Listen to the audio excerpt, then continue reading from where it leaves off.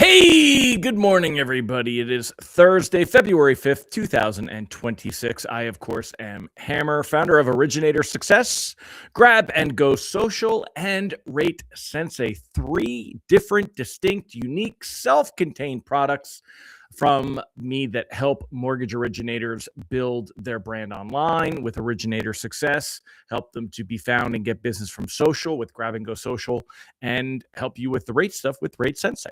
Thank you for joining me this morning. I do this each and every day at 9:30 a.m. Eastern Time. You're welcome to join me as I go live and talk about what's going on with the markets, what we've got going on with rates and pricing. If you are here this morning, say good morning. If you're watching the replay, just give me hashtag replay in the comments. Let me know that you were here. If you would like a quick reminder that I'm going live, I do send out a text alert as I'm going live. It's absolutely free. Send you the links so you don't ever miss a moment of the show. Check us out. Go ahead and sign up for that reminder, hmmr.io/reminder, or use the cool QR code that is on the screen. If you're on your phone right now, take a screenshot, go back to your photos. You can press and hold that QR code and they work. QR codes were useless for years, but they're so much easier now that the phones have actually incorporated them into the software. Also, I do a daily email. If you would like a quick read, we do an email about what's going on in the markets and what you should do with your loans. Check that out. Sign up at ratelockadvice.com. You can also sign up for our text alerts at www.ratetextalerts.com. And that's all we're going to talk about right now. So if you're here this morning, say good morning. So happy to have all of you here. Thank you again for joining me. Don't forget, smash that like button. If you're on YouTube, give it a thumbs up. And if you're on Facebook, do the same. And, just go ahead and help us with the algorithm. Give us a little love. Appreciate you doing that. Let's go ahead and welcome all the live folks. Say good morning. Nicole Semerada and Mallory Fotiadis, good morning. We've got Eric McDonald, Holly Johnson, Rob Stewart, Tim Klyla, Amy Blauser, and Zane. Good morning, y'all. Mike Brown, Angela Walters, Kenny Rivard. Great to see you here. I am back in my wooden wall-covered walls here in the barn back at home. Got back late last night. Good morning, Ron Siegel. He said, today we celebrate National Chocolate Fondue Day. And since this is a family show, he won't mention it as National Shower with a Friend Day as well.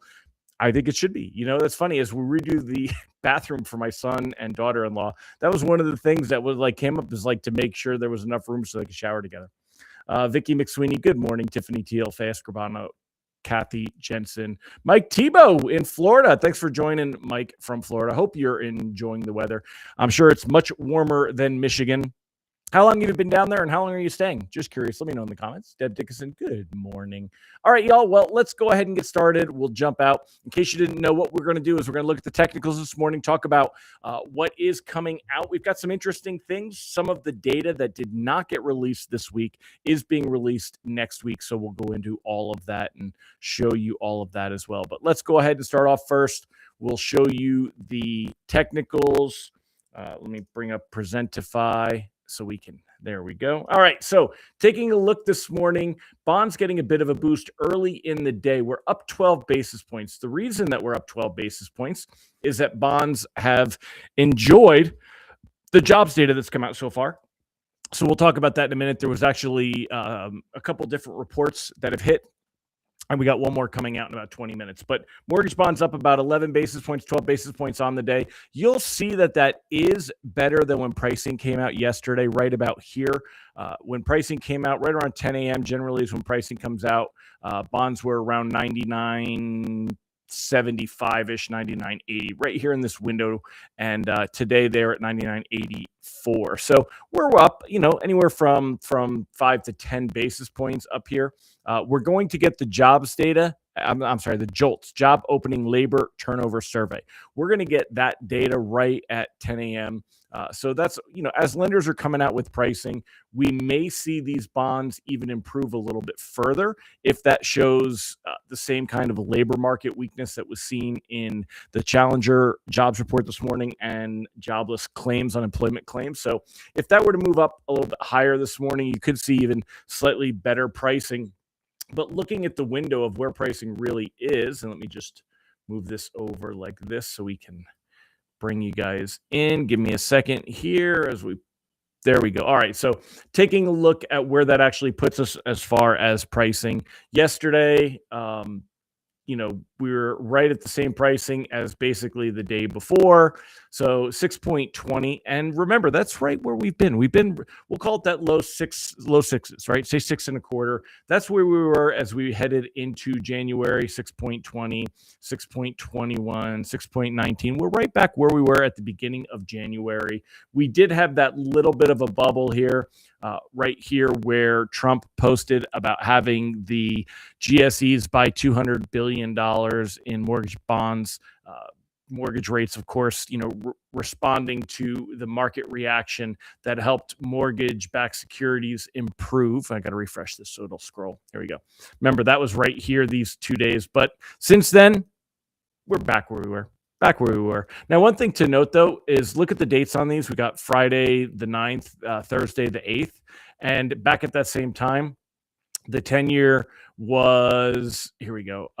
Look at how much better the 10-year was. 4.17 was here during that time. And right before that was 4.16, 4.18. So the 10-year is a lot worse. So in all fairness, we do have to say, even though we're seeing rate sheets that are very much the same as what we were, according to what we've seen with the 10-year Treasury, if spreads didn't stay improved like they have after that announcement, we would be seeing rate sheets that were about 1/8 of a point higher. We'd be at the worst rates of the year. So we are still seeing some benefits from that. I should be fair and put that out there, even though, again, it doesn't necessarily translate to pushing rates down permanently. Things still going to cause them to creep back up. So anyway, this morning, you take a look here. And, quick recap of what happened yesterday.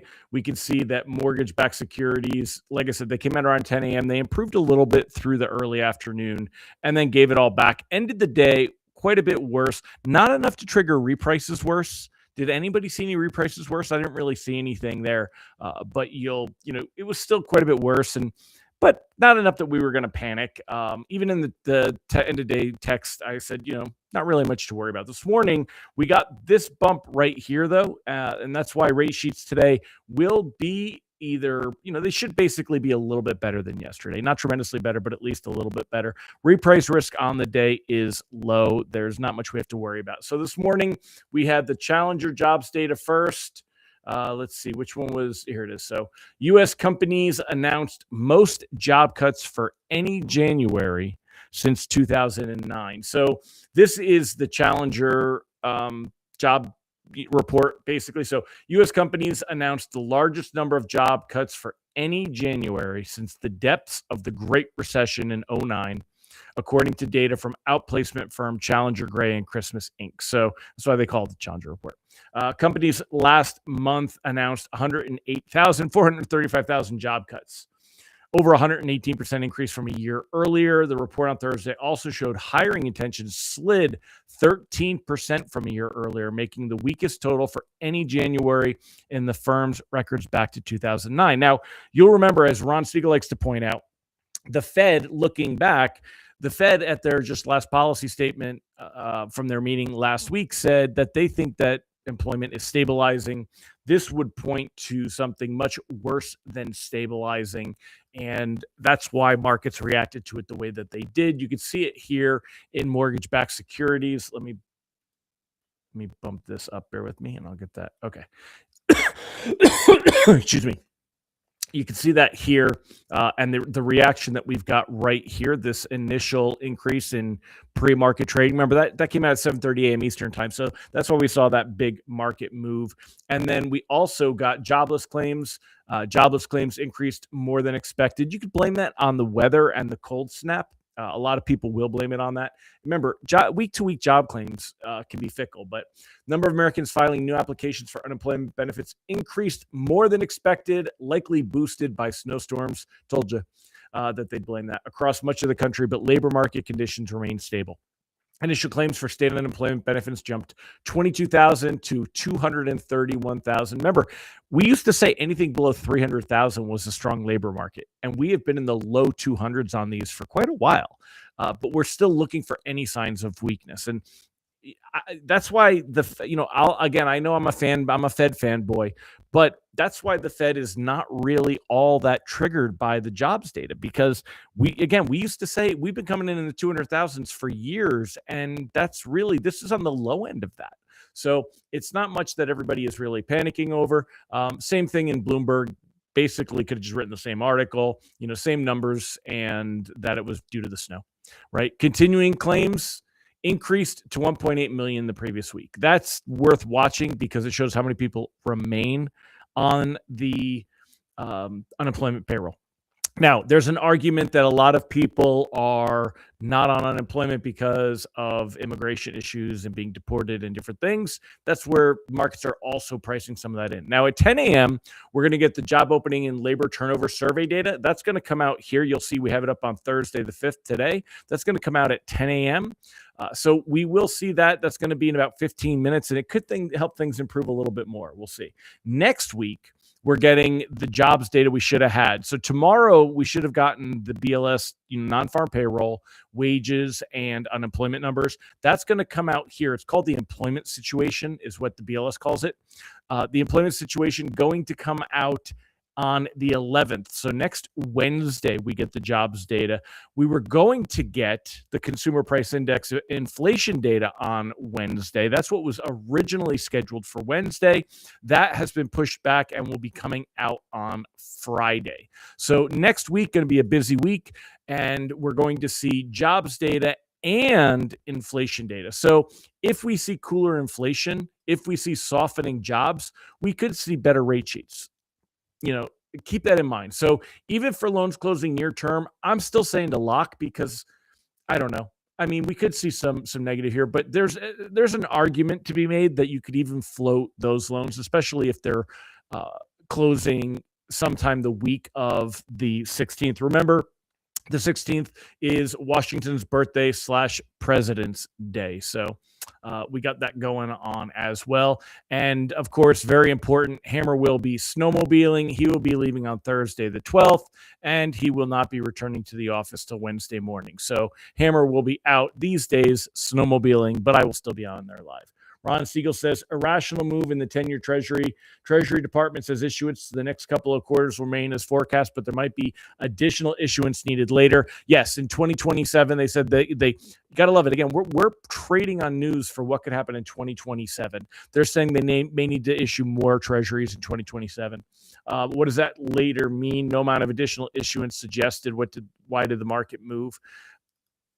When you say the 10-year, I mean, the 10-year, how much did it really move, though? You're at 4.248, so 4.25. We were at 4.28, 4.27. I mean, so yeah, Ron, I know what you're saying, that this did arguably improve a little bit, but I don't think there was a tremendous reaction to that yet. I think it's too far out as well, saying in 2027. Looking at looking at mortgage-backed securities, and then we'll look to wrap up. Not as much to talk about today, but looking here, we are playing in the technicals, right? We are playing in the technicals here. So we're staying between the 50-day moving average, this red line, and the 100-day moving average, this green line. We've pushed above it for today, which is a good sign, but it may not hold, and if it doesn't, there's nothing for us to panic about. But yesterday, bonds ended the day 99.72, currently up 99.82. You got that 10 basis points here. It jumps you above that red line. Again, nothing to get super excited about, but rates are going to stay very much where they're at. We've just, we've said this over and over and over. You're going to see days where you're pricing at 6.20 and days where you're pricing at 6.16. You want to get the better rebate when you can. And that's really all we're looking for. It's very unlikely we're going to see rates move much. My advice remains very much the way that it has been. I would lock anything closing in 15 days because there's not enough improvement here to get excited about. That's just my take on it. Next week with the jobs data and the CPI data, probably tomorrow, maybe I'll switch to a floating position, or early in the week next week. So do with that as you may. If you wanted to float it there, if you want to gamble it, we could see improvement.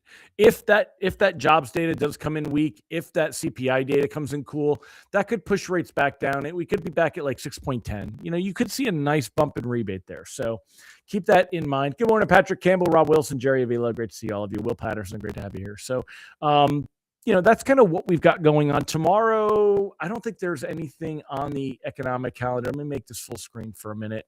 We'll pull up the economic calendar. Hold on, and we'll take a look and see. I don't think there's anything of merit tomorrow. We've got consumer sentiment. That's going to be, I guess like the biggest. Oh, I'm sorry, you guys can't see this. Let me pull this over. Do. Here you go. So tomorrow we got consumer sentiment at 10 a.m. That's the only kind of market affecting, and it's not going to be a big mover, but it could help a little bit. So there's no urgency for loans closing late in February or into March, though. I would be floating those. It's just loans that close near term. I don't trust that we don't see anything pop up, but really there's nothing else in the headlines that we have to get scared about or worry about or anything else about. So it's nice and quiet as we look at this stuff here. I mean, it's a very calm headline. Look at that. Hims and Hers Health launches compounded copy of Wegovy pill at $49. They are absolutely breaking it up for the health stuff, but not our area of expertise, but definitely something y'all should look into more here. But anything else that I see really matters? No, I mean it's quiet. There's really not anything that we think we're going to see anything big movement. So keep that in mind. Tony said, is Tony Bevacqua. Anyone else seeing the screen frozen? I don't think so. Does anyone else see the screen frozen? Everything's working for me. I see cat hair on my mic. While I was gone, they must have been used. Maybe they were going live. I'll have to clean that off. So anyway, that's it, my friends. I'm going to go ahead and wrap it up. Again, tomorrow going to be a quiet day. Not as much to talk about, but I do hope you'll join me. Also, don't forget, if you are looking to grow your business, go check out Grab and Go Social. It's our answer to giving you content to post on a regular basis, as well as coaching and community. The 3 C's you need to win on social media: content, coaching, community. We've got pre-made content that you can customize on the fly with programs like Canva.